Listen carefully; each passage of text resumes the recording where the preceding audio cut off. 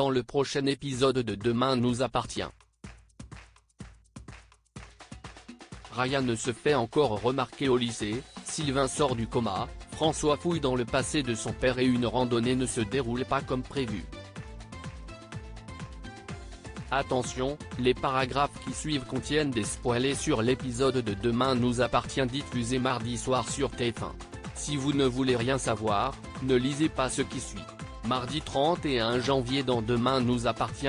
François fouille le passé de son père. François n'a pas dormi de la nuit. Il explique à Charlie que quelqu'un lui a écrit via un faux profil sur internet. Cette personne prétend connaître la vérité sur la disparition du père du professeur. La jeune fille pense qu'il s'agit d'une arnaque et lui conseille de faire confiance à la police. François l'écoute. Après des analyses, Damien révèle à Aurore que Muriel n'a pas écrit la fameuse lettre.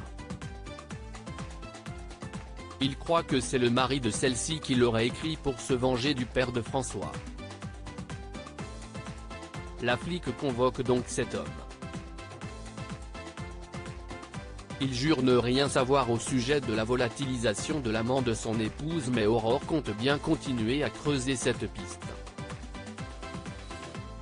Muriel et Chloé se retrouvent au Spoon. Cette dernière était autrefois la nounou des enfants de Muriel.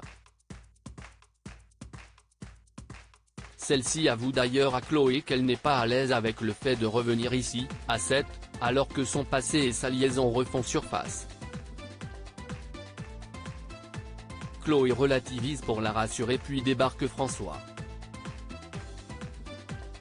Il se dirige vers elle. Muriel est troublée à cause de la ressemblance de François avec son père. Elle lui raconte qu'Alain était très fier de lui. Il lui pose des questions sur 1995 mais elle n'explique pas ce qu'il s'est passé à cette époque. François reproche à Muriel d'avoir gâché sa vie. Elle se justifie en disant qu'Alain et elle s'aimaient vraiment et qu'il n'aurait jamais sacrifié sa famille. Elle pensait qu'il l'avait quitté et voudrait savoir également ce qui lui est arrivé. François est fermé et ne veut pas la croire. Il rentre chez lui et se plonge dans d'autres lettres d'Alain et Muriel. Il est de plus en plus persuadé que son père ne l'a pas abandonné et que quelque chose de grave lui est en fait arrivé. Il redoute de ne jamais le revoir. Il veut répondre au message anonyme qu'il a reçu. Charlie s'y oppose encore et cela énerve François. Il s'emporte contre elle et elle part. Plus tard, elle l'appelle pour s'excuser mais il ne décroche pas.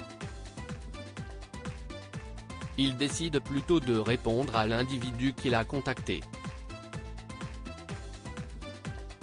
Charlie va quant à elle voir les Moreno à l'hôpital.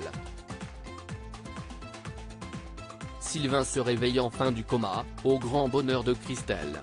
Une randonnée tourne mal. Soraya, Nour, Gabriel, Victoire et Stéphane se préparent à partir en randonnée. Le groupe est chargé, un peu trop selon ce dernier qui incite ses compères à laisser des affaires à la maison.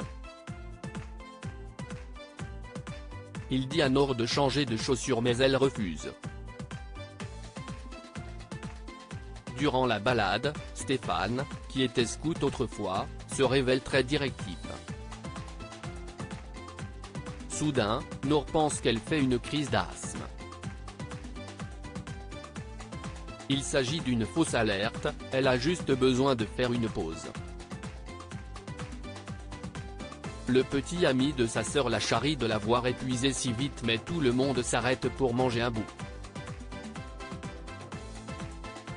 Ils reprennent la route mais Nour a à présent mal aux pieds. Stéphane lui rappelle ce qu'il lui avait recommandé plus tôt pour ses chaussures. Pour éviter qu'une dispute éclate, Soraya propose que tout le monde pique-nique maintenant. Ils s'exécutent mais réalisent qu'ils n'ont plus leur sandwich. Ils sont restés là où ils ont effectué leur première pause. Ils recommencent à marcher mais se rendent compte au bout de 4 heures qu'ils sont perdus. Stéphane annonce qu'ils vont devoir dormir ici dans la nature. Les autres stressent à cause du froid et de la nuit. Nord et Victoire ne trouvent pas le sommeil, tout comme Soraya et Gabriel. Seul Stéphane ronfle paisiblement. Ryan se fait remarquer en classe. Ryan est contrarié car il a l'impression qu'Alma le sac.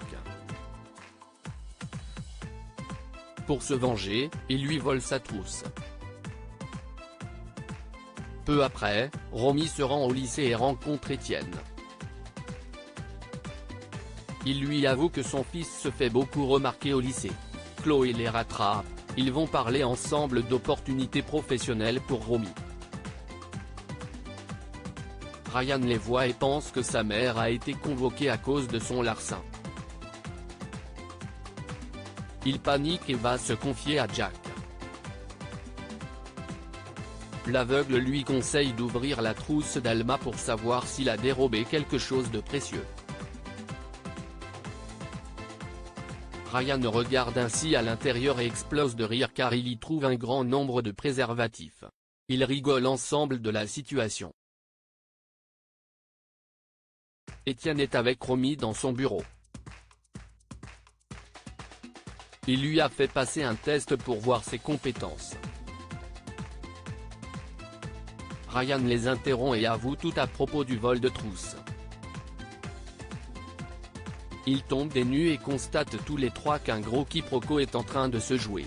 Alma passe par là et reprend sa trousse. Étienne ne lui signale pas que c'est Ryan qui lui a volé et que quelqu'un lui a juste rapporté. La professeure d'anglais s'en va et Romy remercie beaucoup le CPE pour sa discrétion.